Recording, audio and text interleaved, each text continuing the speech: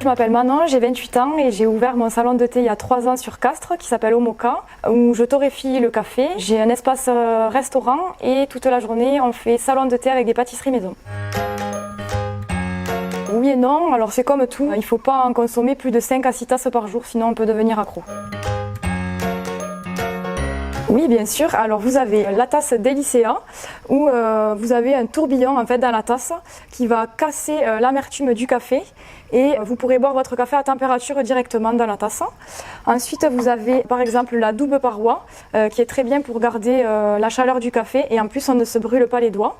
Et ensuite les autres tasses comme les autres que vous pouvez voir ici, par exemple celle-ci, il vous faudra faire couler le café contre la paroi pour éviter de casser la mousse et les arômes du café.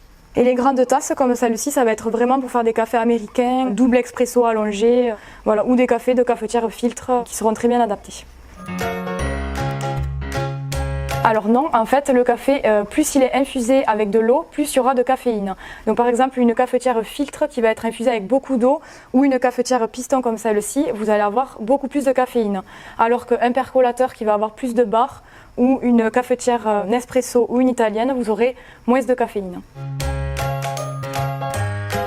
Oui, c'est mieux. En fait, si vous cassez la mousse à l'aide d'une petite cuillère, ça va justement enlever l'amertume qu'il peut y avoir sur la première gorgée de la tasse. Non, ça va justement enlever l'acidité et l'amertume pour les gens qui n'aiment pas justement l'acidité et l'amertume. Mais par contre, si vous voulez avoir vraiment tous les arômes du café, il ne faut vraiment pas mettre de sucre. Ça va être vrai pour des personnes qui aiment vraiment les expressos, les cafés expresso qui ont du corps, qui sont corsés. Mais après, c'est vraiment, ça dépend des gens. En fait, si les clients aiment les cafés corsés, ben voilà, il va falloir partir sur une italienne.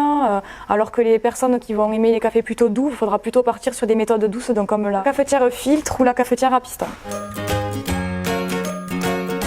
Un café de cafetière filtre va être moins concentré donc parce que c'est une méthode douce donc il va être infusé avec plus d'eau et les machines à dosette souvent c'est entre 15 et 19 bars, du coup ils vont être vraiment corsés et concentrés en arôme. Une fois qu'on a torréfié le café, il faut attendre entre 24 et 48 heures qu'il dégaze. Et plus on va attendre, plus il va perdre des arômes. En fait, il sera consommable, mais de jour en jour, en fait, le café perd ses arômes. Donc plus il est frais, meilleur il sera. La pureté de l'eau va avoir vraiment une importance sur le goût du café. Moins l'eau sera calcaire, meilleur sera le café. Et vous pouvez même rajouter en fait dans vos machines à café des cartouches filtrantes. Il y en a même qui existent avec du charbon qui va vraiment purifier l'eau. Vous avez plusieurs méthodes dans le café.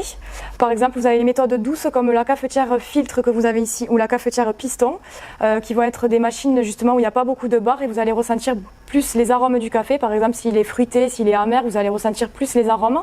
Alors que dans des cafetières comme les percolateurs, Nespresso ou italiennes qui ont beaucoup plus de barres en fait dans la machine, ça va être des cafés un peu plus corsés et ça va vraiment accentuer les arômes.